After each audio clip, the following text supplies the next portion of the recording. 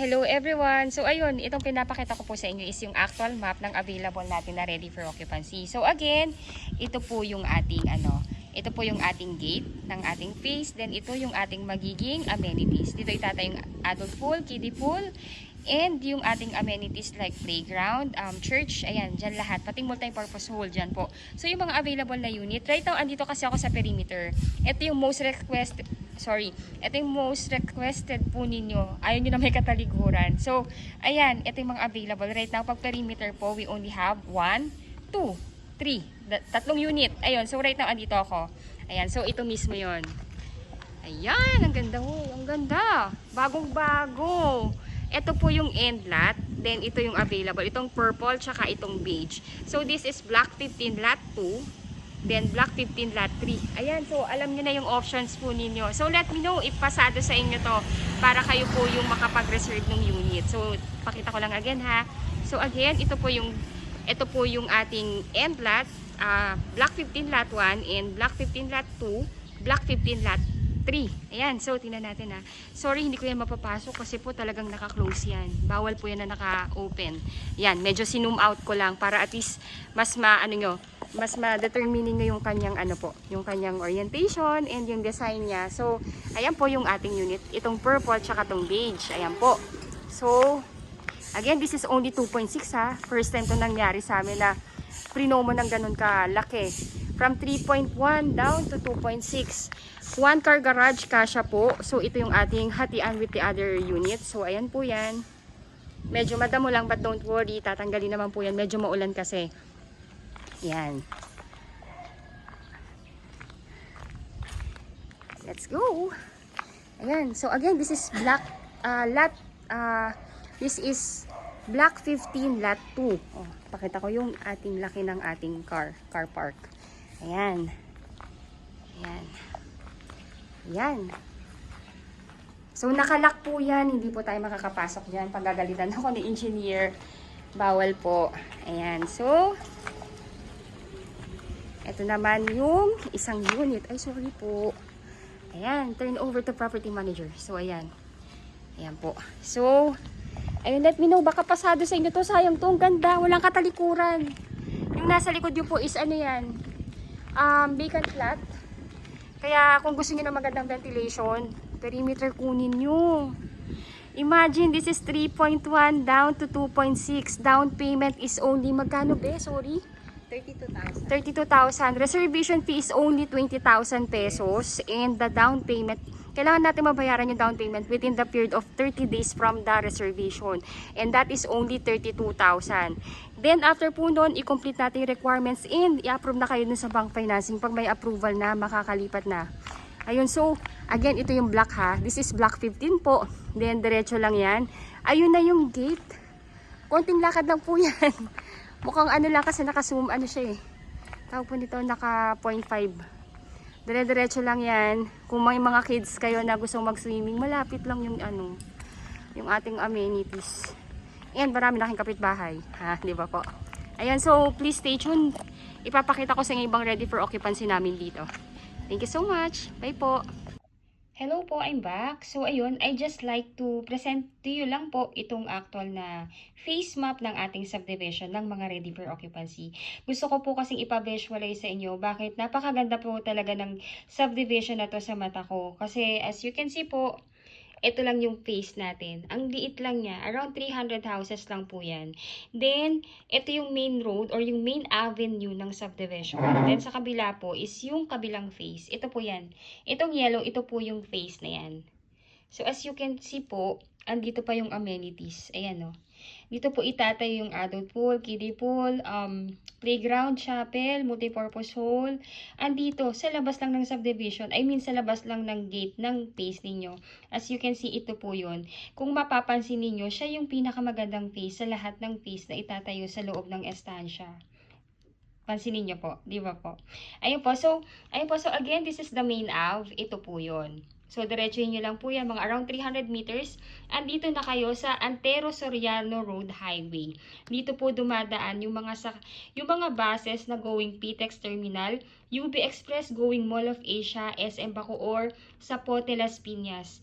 24/7 access po kayo dito sa transportation. Hindi siya katulad ng ibang subdivision na papasok pa kayo ng barangay, papasok pa kayo ng kung saan po, or sasakay pa ng tricycle para masabing makapasok na kayo sa talagang subdivision nyo. Ito po along highway ang ganda-ganda. Bababa ka lang ng bus, sakay ka ng tricycle, sabihin ninyo kung anong face ninyo. Diretso lang Pwede nga rin po itong lakarin Ayan po Pero syempre pag marami kayong dalawa, wag po kayo maglakad, mahirap po. Ayun, so diretso lang siya diretso, then rotonda. Then ito na yung face gate ito na yung mga bahay. Ayan lang po. So, ayun po, itong mga nakabilog na yan, please disregard po kasi yung iba po dito na-reserve na. And ang mga ilan-ilan na lang na available natin is itong mga itong mga perimeter. Let me know po kung ano po yung magugustuhan ninyo. By the way po, stay tuned po kayo sa sa vlog ko. Panoodin nyo po lahat ng vlog ko about sa estancia. Makikita nyo yung block and lot nung available. Let me know po kung ano po yung nagustuhan nyo doon para ma-check natin kung hindi pa ba na-reserve. This is a first come, first reserve basis. Napaka-advantage po ng panahon po na to ngayon kasi talagang nagbigay ng malaking discount yung developer namin. Kasi nga po, gusto nang ipasolve itong mga natitirang townhomes dito na available sa old phase namin. So, ayun po. So, to discuss to you po yung total, yung information about dito sa ating subdivision. So, ayun po. So, again, ito po yung ating bahay. Ayan siya. So, ito naman po yung kanyang deliverable unit. Naka-vinyl tiles na po yung ground floor, pati po sa second floor. As in, wala na kayong papagawa. Tapos, yung stairs po ninyo, ayan po siya. Naka-wood planks po yan. As in, kung ano po yung nakikita ninyo dito ngayon, yan yung exactly na makukuha ninyo. Ganyan po yung property na i-deliver sa inyo. So, again, yung specs ng ating unit, this is a complete turnover. May 3 bedrooms, may 2 toilet and bath with 1 carport. Ayun po. Then may provision po to sa likod ng dirty kitchen or laundry area. Yung po yung kagandahan dito. Kumbaga po, meron kayong space sa likuran ng property. Then the lot area po nito is 50 square meter. Then the floor area is 56 square meter. Ang total contract price na po niyan ngayon is actually 3 million, 3.1. Pero dahil nga po pinapaasap na sa amin na maubos tong mga available na townhomes, binaba sa old price which is 2,688,000 lang po. Yan po yung old price way back 5 years ago. Kaya po, yung mga hindi po nakakuha before na ngayon nagugustuhan na and nakikita nilang ang ganda-ganda na talaga. This is your chance. This is your second chance. Kaya avail your unit na. Ayun po. So, the total contract price again is 2,688,000. Then, the miscellaneous fee is 188,160. Ngayon po, inclusive po dyan yung title transfer, government taxes, and processing fee sa bank po. Ayun po, all in na po yan. Kasama po yan sa ILO loan. Ngayon po, dahil nga po gusto na pong i-turn over din yung unit para sa inyong mga kababayan natin na kailangan ng makalipat, binabaan din yung down payment. Originally, ang down payment is 10% based po sa total contract price. Pero ang bait talaga ng developer natin. So, ginawa niyang 1.9% down payment para talagang makamasa. So, yung down payment na lang na kailangan ninyong bayaran is 52,000 and 592,000 pesos. Ngayon po, para makapag-reserve pa kayo ng available namin na unit, ang una nyo lamang pong gagawin is to reserve it ng 20,000 pesos. Itong 20,000 pesos na to, pwede nyo po yung i-deposit through online sa aming officer, sa aming reservation officer, which is, ayan po. Mamaya po i-discuss ko, gusto ko lang takpan yung yung kanyang buong bank account. Ayun po. So, ayun po. So, ang kanyang net, so ngayon po pag nabayaran na yung 20,000 down payment, 20,000 reservation fee, i-deduct po yan dito. So, ang remaining na lang na net down payment is 32,592. Plus, initial na MF po, itong 5% initial MF. MF means miscellaneous fee. So, base po yan dito. So, yung 5% ng MF is na 188,000 is 9,408,000. So, yung total na down payment na kailangan nating maibigay within 30 days from the reservation is 42,000 pesos only. Ngayon po, pag nabayaran na yung down payment, stop payment na po kayo at ipapa-approve na natin yan sa bank financing. Ngayon po, usually, ang approval ay lumalabas within the period of 3 months. So, meron kayong payment holiday na 3 months. Ayun po, so, habang hindi pa po lumalabas yung approval ninyo, wala muna kayong babayaran. Ngayon po, pag may approval na kayo, si bank na nag-approve sa inyo will email you directly. Kayo po yung unang-unang i-inform ni bank na na-approve na kayo. Ngayon po, basahin nyo lang po yung contract, yung terms and condition, at pag okay na po sa ngayon, replyan nyo po sila na nag-a-agree na kayo, nina-accept. Then actually po, si bank, once na na-inform na kayo, within 24 to 48 hours, i-inform na rin niya yung developer natin na na-approve na kayo. Ngayon po, pag na-approve na kayo, that's the time na doon na po pipirma ng loan contract signing. Kung kayo po ay OFW at wala sa Pilipinas, kung sino yung magiging representative ninyo dito, siya po yung pipirma in behalf ninyo. Ngayon po, pag nakapirma na po siya, hihingi ng go signal sa inyo si bank kung ipapa-loan release nyo na. Pag ipapa-loan release nyo na po, doon pa lang mag-i-start yung inyong monthly amortization sa bank. So, yung loanable value po is 2,814,000. Ngayon po, for 25 years to pay, kung ito po yung napili ninyo, is 19,890.48 centavos per month po yung inyong magiging monthly amortization po, which is ang kailangan nating ang dapat mo na nakadeclare sa inyong salary, sa inyong COE or job contract is nag-i-income kayo ng 66,301.61. Kung 20 years to pay naman po ang gusto ninyo, that will be 21,818.18 centavos per month. Ngayon po, kung gusto niyo naman ng mas shorter term, which is 15 years to pay, that will be 25,293.67 centavos. Then for 10 years to pay, that will be 32,675.21. 5 years to pay, that will be 55,723.18 centavos per month. Ayun po, so, ayun po, di ba po pag lumabas na yung approval ninyo kay bank and the loan release na kay developer, si developer naman natin, hihingi siya ng at least 30 days para po for the unit preparation and for the acceptance ng iyong unit. Ayun po. Then, ayun po, pagka wala pa kayo sa Pilipinas or yung representative yun lang yung available, siya po yung mag-i-inspect ng unit and mag-a-accept ng inyong susi and pwede na siyang malipatan.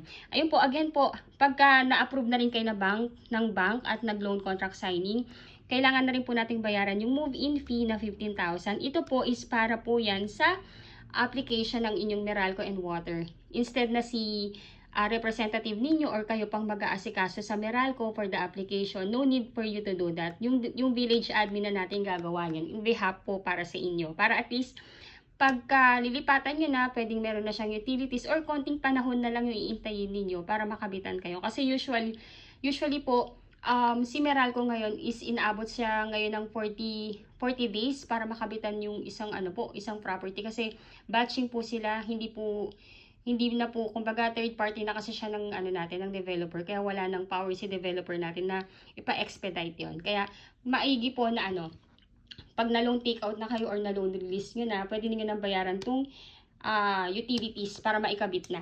Ayun po, so ayun po, ngayon po kung kayo po ay OFW at wala sa Pilipinas and nais na pong mag-reserve ng inyong property, all you need to do po is magtalaga lamang po kayo ng inyong magiging representative dito sa Pilipinas or AIF or attorney in fact or special power of attorney sa technical term natin. Pero mas maganda siyang pakinggan na representative po Ayun po. So, kailangan po yung representative po ninyo is immediate family member like asawa, kapatid, anak, or magulang na nag-e-edad ng 21 up to 55 years old po.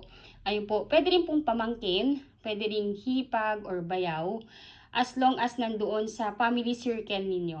Ayun po. At makikitang makakaipilido kayo, whether asawa ninyo, whether bayaw or or in-laws ninyo, pwede po yan.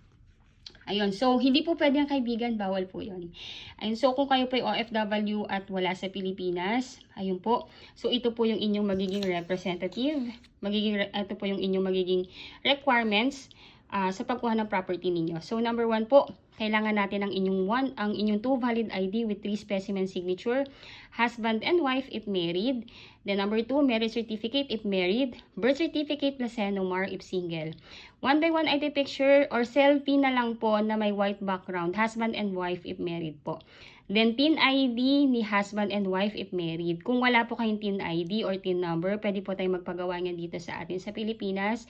May contact po tayo. Ang payment lang po sa kanila dun is 450 pesos. Then, ayan po. Then, number 5, latest job contract or latest COE with compensation. Then, number 6, latest 3 months pay slip. Then, number 7, visa, permanent residence ID, oath of allegiance, proof of dual citizenship, or any that is applicable po. Ngayon po, number 8, latest arrival and departure stamp. Then, number 9, SPA form. Yung SPA form po, magagaling po yan sa developer namin. Pwede po namin i-email yan sa inyo upang ma-print ninyo and mapirmahan and dalhin nyo po sa Philippine Embassy natin kung saang bansa po kayo naroon ngayon. Pero if ever man po na meron po kayong na medyo mahihirapan kayo sa pagpapa-SPA, let us know po, pwede po natin gawa ng paraan dito. Pero if you can po nagawin yan din dun sa bansang pinag-workan ninyo, mas better po. Ayun po, then requirements of your SPA or yung inyong magiging representative. Kailangan namin ng kanyang 2 valid ID with 3 specimen signature. Then number 2 po, latest POV like POV or proof of billing like Meralco or water or internet bill. Ayun po, then yung mode of payment ng ating down payment is through manager's check. Ayun po, so pay to order po dapat nakalagay is Raymond Lanlan. Bali dalawa po yung manager's check na kailangang i-request sa bank po ninyo or sa bank ng inyong representative. Any bank of choice will do naman po. Bali po kung nasa ibang bansa kayo at representative nyo lang yung talagang yung kukuha po yung magbabayad po. Punta lang po siya sa bank niya or any bank of choice. Then yung cash na ipapadala nyo sa kanya, ipa-convert niya ng manager's check. Ay po sabihin lang ng representative niyo na yung manager's check is for the purpose for the down payment po ng property na ina-acquire niyo. Then ito yung ilalagay ng teller or ng officer sa bank doon sa manager's check. Then dalawa po yung hihingin nga na manager's check. Yung first MC or manager's check is 32,592 pesos po dapat yung nakalagay, which is ito po yon yung sa down payment po. Then yung sa second miscellaneous, yung sa second na manager's check, ang dapat na ipalagay po is 9,408 pesos po. Yan po yun dito sa initial MF. Ayun po. So, ayun po. So, again po, yung ating reservation fee, pwede nyo po siyang i-online reservation at i-deposit na lang sa aming sa aming officer na nagre-receive ng mga reservation fee, which is si Ma'am Denise Ratak. Ayun po. So, ayun po, kung gusto niyo na pong i-reserve yung property, unahan po tayo dito. Let me know po. My number is already posted in this video. Isa-send ko po sa inyo reservation form para ma-fill upan nyo po. And yung SPA form po para mabasa and ma-fill upan nyo na rin po. And send back nyo lang po sa akin. And kung maaari po, ibigay nyo na rin po sa akin yung mga requirements na available nyo na para at least isang filing natin. Ayun po, if you think po na nakakatulong po sa inyo itong aking presentation sa inyo, please do like my video. And if you are new to my channel, please do me a big favor po. Please subscribe and hit the bell button found at the lower right of this video screen. Again, I'm Miss Say Caranza, licensed real estate broker based in Cavite. Please add me sa aking Facebook account and contact me na lang directly po. Pwede nyo po akong kontakin sa aking Viber, WhatsApp, and add nyo na rin po ako sa Facebook. At least makilala nyo rin po ako. And for the better conversation po. Ayun, so, again, maraming salamat po sa inyong lahat. And kung nagugustuhan nyo na yung property, nakikita nyo na yung nakikita nyo na dito na talaga kayo titira. And nagugustuhan nyo naman talaga yung location, grab the chance. Kasi this is the second chance po. Kasi po, this is 3.1 million na. Imagine, para maubos lang namin to. Nagbigay ng ganong kalaking discount yung developer namin. So, ayun, grab the chance now. And thank you again for watching my vlog. God bless po sa inyo lahat. Thank you po.